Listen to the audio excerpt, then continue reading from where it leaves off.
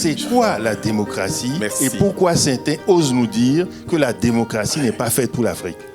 J'ai toujours beaucoup de mal à parler de démocratie parce que ce que on nous présente, ce que nous voyons, donne l'impression que ça ne doit pas être un moyen, ça ne doit pas être un outil pour faire respecter et les libertés, pour faire participer les citoyens, pour que les citoyens poussent les élus à prendre les décisions qui conviennent à l'environnement dans lequel ils sont. Parce que ce que nous avons vu jusque-là, nous avons davantage pensé, nous avons davantage agi comme si la démocratie était une fin, ou est une fin. Et nulle part la démocratie n'est une fin, nulle part. Et ce que je conclurai, entretien, je vous dirais que retenons que c'est un outil. Cela doit devenir un moyen mis au service des hommes et des femmes qui constituent soit un État, qui font partie d'une nation, avec un élément central. Et j'ajouterai cela parce que nous parlons de la diaspora. Vous voyez, nous jouerons un rôle plus important si nous mettons le doigt sur l'élément qui a toujours été négligé dans nos pays depuis l'indépendance, l'éducation. Sans éducation, il n'y a pas et il n'y aura pas ce que nous appelons ou ce que nous voulons comme participation du peuple, des hommes, des femmes, des structures et des institutions au service du peuple. Sans éducation, il n'y aura pas. Il n'y en aura pas. Très bien. C'est quoi la démocratie et pourquoi certains se permettent de dire que l'Afrique n'est pas faite pour la démocratie ou inversement, que la démocratie n'est pas faite pour l'Afrique? Vous avez 2 minutes. D'abord, je voulais vous remercier. Merci de m'avoir convié à cet atelier. Pour répondre à la préoccupation, à la question, j'avais dit, je voudrais m'appuyer d'abord sur les principes des droits de l'homme, parce que c'est mon domaine depuis une bonne trentaine d'années. Ce qui me permettra d'aboutir à la question sur la démocratie elle-même. Ce que j'ai aimé dans les droits de l'homme, que certains pensent que nous défendons pour faire plaisir à l'Occident, je voudrais rappeler à celles et ceux qui m'entendent que les droits de l'homme sont universels, sont innés. Et d'ailleurs, dans les recherches, les premières dispositions sur les droits de l'homme naissent en Afrique, puisque nous sommes le berceau de l'humanité. Je ne veux pas rappeler la charte de Sundiata, etc., depuis le 11e, 12e siècle, etc. Donc, on ne fait pas les droits de l'homme pour les Occidentaux, on les fait pour nous-mêmes. Et ce qui me plaît dans les droits de l'homme, c'est que c'est leur sacralité, le côté sacré des droits de l'homme. Et quand on s'appuie simplement sur l'article 1er, la toute première phrase de la Déclaration universelle des droits de l'homme, du 10 décembre 1948, qui dit « Tous les êtres humains naissent libres et égaux en dignité et en droit ». Je m'arrête là. Ça me plaît tellement, parce que les droits de l'homme ont nivelé l'humanité. Dans ma société, il n'y a pas d'homme qui soit divin, c'est-à-dire il n'y a pas d'être humain différent de moi.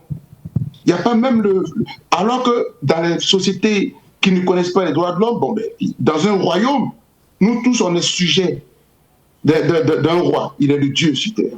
Quand j'ai fini de dire cela, comment je bascule en ce moment dans la démocratie? Dès l'instant où nous sommes égaux en dignité et en droit, il n'y a pas de raison que quelqu'un naisse et qu'il doive régner sur les autres humains éternellement. On est égaux. Donc lui, il vient, il fait son expérience, et puis après, il part. Et c'est pour cela que la démocratie, en cela, est liée à la question des droits de l'homme.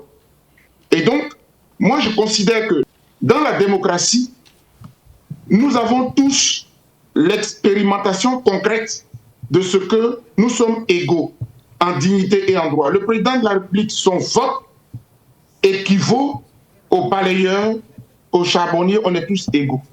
Et donc, pour moi, pour nous, la démocratie a des principes. Tout à l'heure, dans la suite du débat, je reviendrai là-dessus. Et le premier des piliers sur lequel je m'avais arrêté, il faudrait qu'il y ait des élections inclusives, des élections périodiques. Nous allons y arriver. D'abord, beaucoup me disent, quand je les écoute, oui, nos royaumes n'avaient pas de démocratie et que l'Afrique n'est pas... Non, la démocratie, ce n'est pas pour l'Afrique. Est-ce que, M. Dogat Dogui, vous qui avez bourlingué de par le monde, vous avez voyagé tellement, vous avez vu tellement de systèmes, est-ce que la démocratie... C'est quoi la démocratie? Est-ce que la démocratie est faite pour l'Afrique? Drôle de question. Ah ben oui. Bonjour à tous. Merci aussi des Diaspora Émergence de nous convier. En 3 mots. Le premier, c'est la démocratie, la place du citoyen dans la décision publique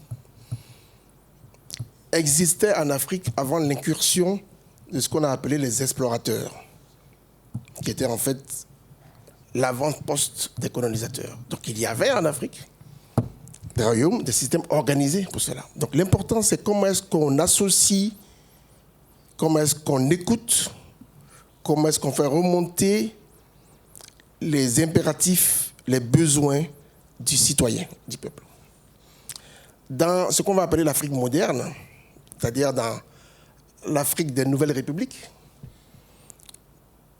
j'ai fait juste une incision pour dire, pour la partie francophone, je souris toujours quand je regarde, c'est un sourire jaune, hein, pardonnez-moi, quand je vois les dates d'indépendance qui se succèdent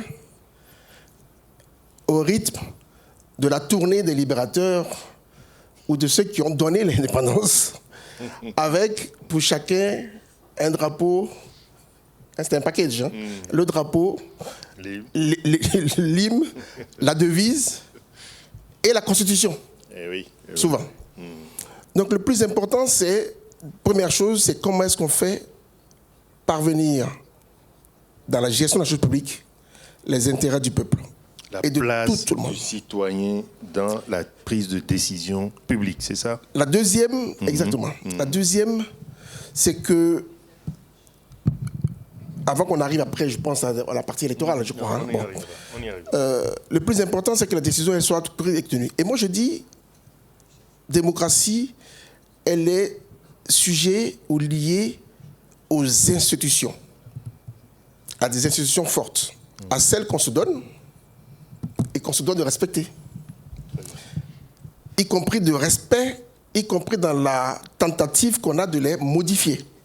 Donc, des institutions fortes. Institutions fortes. Et puis, pour la petite assise, je voudrais vous faire... Il y a Ousmane Ndiaye, qui est un journaliste, un ancien du Courrier International et de TV5 Afrique, qui a commis un ouvrage que je vous invite à lire, qui s'appelle « L'Afrique contre la démocratie », dans laquelle il est exactement sur ce propos en disant « D'aucuns pensent que la démocratie, ce n'est pas pour l'Afrique. » Et qu'on a parfois un débat sur quel type de démocratie nous voulons. On ne peut pas être dans le monde et avec le monde et demander une approche particulière. La démocratie telle que vue en Ukraine, au Bénin, en France, aux États-Unis, doit être la même. Donc, il n'y a pas de raison. L'universalité de la démocratie. Ça veut dire donc se donner les moyens de respecter ce qui est universel. Et on aura l'occasion dans les débats de revenir à ce à quoi je pense. Merci beaucoup, monsieur. Voilà les points. Les trois, donc je résume, la place du citoyen dans la prise de décision publique, des institutions fortes et l'universalité de la démocratie. Vous rejoignez en cela notre ami qui a parlé tout à l'heure.